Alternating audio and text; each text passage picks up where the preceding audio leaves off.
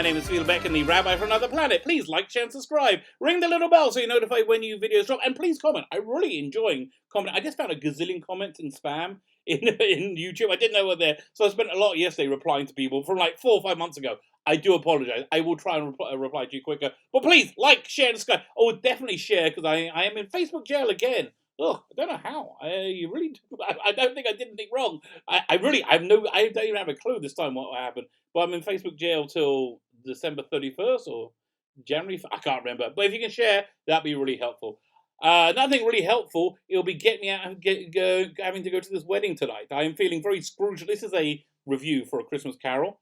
And I'm feeling very Scrooge-like myself. Because I have to go to a wedding tonight, and I really don't want to. It's pouring down with rain. Like, the heavens just opened up, and they started, like, pouring. Which, okay, in Israel, you look at it like it's a big blessing when it starts raining, but still, it's wet and it's cold. And I hate weddings. Jewish weddings, by the way, religious Jewish weddings, they're not like normal weddings. I didn't see what a normal wedding was like until I saw, 4 weddings and a funeral, or the episode of Sherlock where Watson gets married. I'm like, oh, that I can cope with. Nice sedate affairs. You have like 60 to 80 people. That sounds quite nice. No, a Jewish wedding, you have like 200 to 300 people. Insanely loud music, like, bah, bah, bah, bah, where you have to everybody dances around in like a circle, doing a polka. It just goes on. The dancing goes on and on and on forever. You're stuck at a table that's like big enough for 10 people, and they put 12 people there, and you have some bad chicken. Oh God, it's all awful. And my wife loves it. She just freaking loves it. Look, people tell me they like camping. I don't understand that either. You know, there used to be if you ever seen The Walking Dead, the first season of The Walking Dead, they have them hiding out, camping out to avoid being eaten by the zombies. I would rather be eaten by zombies. I would rather be eaten by zombies than have to go to a wedding tonight. But I have to go to. I just want to stay home, drink a hot drink, and watch The Expanse. Finish watching The Expanse, and that's what I want to do tonight. I can't do it. I have to go to a wedding. Anyway, so I'm feeling rather Scrooge-like. This is a video giving a review of the second half of Stephen Knight's adaptation of A Christmas Carol, which is freaking awesome. It's fantastic. I said that on the first half. So in England, they serialized it over 3 episodes.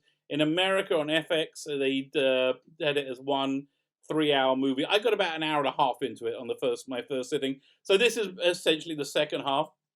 And this is a really, really, I would say, traditional and pretty accurate version of A Christmas Carol, but it's also fiercely contemporary and very cutting edge and very relatable. I don't think they contradict anything in the book, although the Ghost of Christmas Present, they use her sister, which I don't think they did. It's been so long since I've read the book or heard the original. Oh, you know what's a really good rendition of the original? Patrick Stewart, for geeks out there, Patrick Stewart did A Christmas Carol. That's right. If you can find the audio of that, that's really good. So, it's thundering out. Anyway, so what happened? So he, in the first episode, we see his partner Jacob Marley and his fate. How he's and how he's has to wear all these chains. The best bit is when he wakes up in his coffin. And it's just like, I just want to rest, and he can't get any rest until him and Ebenezer find some form of absolution. So he's got all these like chains around him that each link is made by his soul or somebody who was killed in one of the mines that he owns, or one of his dodgy businesses. So and so he warns him that there's going to be 3 spirits come Christmas, like you all know the story. So the first spirit, the Ghost of Christmas Past, that is played by Andy Serkis. Really, really, really good portrayal. They give him like this cataract, glassy eye. Andy Serkis is a great actor. We only ever see him behind like motion capture, digital pixels, but he's just a fantastic actor. And you just don't see enough of him out of the makeup. He was one of the best things in the King Kong movie, not playing King Kong, playing the chef. So you've got to see a lot about Scrooge's life. And this is what really made this adaptation so good. You get to go on the inside of Scrooge. You get to see what made him into this awful person that he is. They definitely, clearly, unapologetically portray him as. So yeah, he had an abusive father, and yeah, he was. I can explain it. He was sold for sexual favors over Christmas to his school by his father to his schoolmaster. So yeah, so he's absolutely a survivor of abuse, which has made him abusive. You know, it's kind of a normal what's the word cycle. So yeah, cycle of abuse. I guess that's the right term. Anyway, so that was all the first episode. This episode, we get much more into. He sees the reality of who he is and who he's become. The Ghost of Christmas Present. He is portrayed by his sister. His sister is the one who essentially saved him, and the whole point in this is to try and wake up his soul. So um, he sees the devastation that he has wrought, and it starts to really like touch his soul, to touch his conscience. It doesn't really, it starts to break through. So, but what what this adaptation does really really well. I think probably one of the best things I've seen do it is talk about Me Too in a real and relatable way. Which again I haven't seen. Normally, when anybody in the entertainment industry wants to talk about Me Too, they do it really badly. They do it with lots and lots of tokenism. I think Star Trek Discovery is the ground zero for badly dealing with Me Too. Yeah, it likes to show off women, say, look how great women are. Women are great. I think women are great. Women are great. Women are great. And it doesn't talk about the actual abuse. This talks about abuse, the nature of abuse, the reality of abuse. And yeah, look, from my own theological point of view, I think that abuse. I think the root of all evil is abusing and misusing one's power, which is what we really see in this episode. We see this hitherto unknown scene between Mrs. Cratchit, Bob Cratchit's wife, and Scrooge, where she's desperate for money. This is about 7 years ago in this timeline. Desperate for money for a operation for Tiny Tim. Otherwise, Tiny Tim will die. And he agrees to give the money, but he's just horrible about it. But he says, you've got to come to my apartment at 4 o'clock on Christmas Day. So she's got to step out from her family, and she assumes that she's going to have to sleep with Scrooge. You know, that's what she wants. And that's certainly the impression that he actively gives her. You know, he humiliates her completely, and she's willing to do it. But he said the whole point of this is to show what a sham that virtue and emotion is. That it can be so easily bought off for nothing, for money. And again, completely missing the point. And then you go to the present, and you see the reverberations of that abuse to this day, and that I think is very very real. And again, that's why you're not going to see the reality of Me Too on things like Star Trek Discovery, because that's exactly the abuse that I'm sure, I am 100% convinced that's exactly the type of abuse that the people in Hollywood still do to this day whenever they can get away with it, because they're shitty, awful people. But Stephen Knight is a real person. Obviously, Stephen Knight, the writer, you can really see the difference between how social justice warriors deal with things and how real human beings do. Social justice warriors are, and we're going to talk more about them a little bit on in this review. Social justice warriors just do not human well. I think your boy Zach, Comics Matter with your boy Zach, one of my favorite channels, he describes social justice warriors as the worst people humanity has ever made, worse than the Taliban. And you know what? I think I agree with him, because they're just so pathetic and so awful. so so again, the way and they talk about empathy, because they know empathy is a good thing, but they don't know what empathy is. This shows you what empathy is, because you get to see the empathy of the abuse that Mrs. Cratchit does experience. Oh, by the way, I'm going to go on a little aside. The one of the things that pulled me out of this episode was the colorblind casting, which obviously, obviously, like any sane person, I have no problem seeing a person of color on screen, no problem at all. And I understand there were people of color in like the Victorian era, the Edwardian era in England, But I also understand there weren't very many of them. There was like, few and far between. And yet in every historical drama, we always see them prominently displayed. Again, I feel that's tokenism to a certain extent. Yeah, I also understand, contemporary drama needs to reflect the people it's talking to. So yeah, we do have a colorblind society, but still, I just know that that's just not real. So I have a problem with it. Having said that, though, actress, I don't know her name, fantastic, did an absolutely fantastic job. Actually made me forget about it. That's how good it was. Yeah.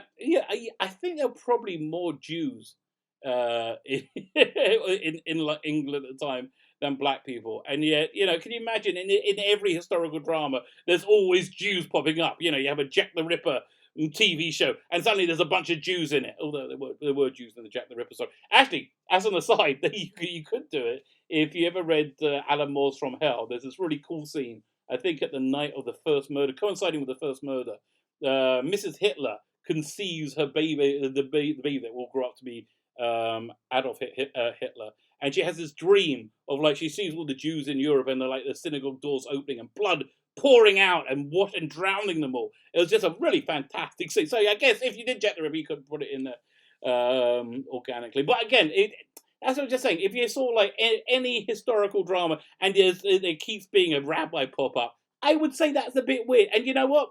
Here's the truth. You don't have to see yourself to be able to enjoy something. I don't need to see a rabbi in something to enjoy it. I very rarely see rabbis in things. In fact, a good chance I won't enjoy it is if I see a rabbi. So yeah, that's put me off. Having said that, so that's the colorblind casting. Having said that, fine. Okay, she did a great job. But okay, so what I really okay, so then we have the Ghost of Christmas Future. Fantastic representation by Jason Fleming. Done up as an undercated with his mouth sewn up so he couldn't speak. Right, if I can find a visual of that for the thumbnail, I'm totally going to use it. So he goes and shows the Christmas future, what could be. And again, this adaptation has real genuine horror in it. So there's this great scene where you see, instead of seeing Tiny Tim's grave, goes, oh no, Tiny Tim, you see Tiny Tim go out on the ice because he wants to skate on the ice. And the ceiling of his room that he's in, Scrooge is in, turns into the underside of the ice, and you can see this shadow go above him, and then the ice breaks, and he falls, and he's like drowning, and you see the kid drown in like floating in the air. It's just a really creepy, clever representation of it.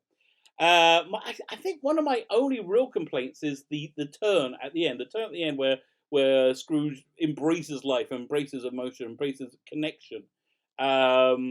Is a bit weak. It doesn't fill you with joy. Like, if you want to see one of those joyful turns like that in a Scrooge, then go watch Bill Murray's Scrooge. Fantastic. It's probably the best version of it. If you can't find that, watch Michael Caine do it in A Muppet's Christmas Carol. Equally fantastic. Oh, not equally, pretty fantastic. It's on my my annual to watch. So this adaptation of A Christmas Carol is going on my my annual Christmassy things to watch. And now in that list we have let me think. Bad Santa, probably the greatest movie ever made. Blue Carbuncle, the Jeremy Brett Sherlock Holmes. The Abominable Bride, the Benedict Cumberbatch Sherlock Holmes, and what else is there? Elf. What is Christmas season without seeing Elf? And I put in a bunch of other stuff as well. I watch Christmas episodes of The Office or of South Park. I just watch lots of Christmassy things because I just tend to enjoy it. This is going in my Christmassy folder. I am going to revisit this because it really is very good. So something else that I really liked about it is, and it shows the mark of a really great writer, is it really gets you inside the character of Scrooge. I mentioned this earlier, and it gives you empathy. In teaching him empathy for the people he's hurt and abused in his life, it teaches you empathy for him because you see the what turned him into who he is. So a question that I think is always good to ask whenever faced with any like interesting thing. It's the two-part question. You go, so what? Who cares? so what? Who cares? It's a pretty good question to ask. So this is what I think. This is why I think it's important, because if you're watching this video, if you come to my channel, it's almost certain that you've seen genre entertainment of things that you love being what I think we would describe as being twisted and used and prostituted for causes that aren't very good, aren't very real, aren't very are essentially virtual signal, and you've been very upset by it. Yeah, I think the fandom has been generally split, and because of that, I've been banging up against people who are social justice warriors, the worst people that humanity has ever produced, and they're terrible. They love to swarm on someone. They love sensing somebody's weakness and attacking them. I mean, just look at how they went after Jeff Hicks when when his printer didn't made a mistake with his comic book. Jeff Hicks from World Class Bullshitters. So they swarm. They are petty. They have no empathy. They talk about empathy, but they have no empathy for anybody else. They are really the worst people that humanity has ever produced. And you will bang up against them. We're going to bang up against them a lot more. We got Doctor Who's coming out, Star Trek, Picard. I think, and they're going to be awful. They're going to be awful people, and they're going to crow about everything they can, and they're going to ignore anything they don't like. So like the Doctor Who fans, the Jodie fans, they love to say how it was the highest rated season for years, and just ignore the realities of that. Talk about they use the series average rather than rather than looking at the decline rate. Again, that doesn't really matter. But they are just awful people. So what I like to do when I got to deal with somebody who is like really just not a good person and bad, and you have to deal with people like that all the time.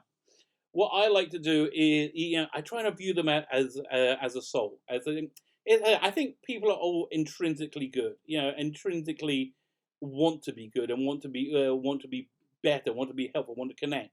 But they get life experiences that send them off in the wrong direction. Okay, they get confused. In Jewish philosophy, there's an idea of an upper and lower soul. Your lower soul is a short-term pleasure seeker. Whatever makes you feel good quickest, that's what you go for. And then you have a higher soul which goes, wait a minute, if you go for that pleasure, then you're going to be miserable long term.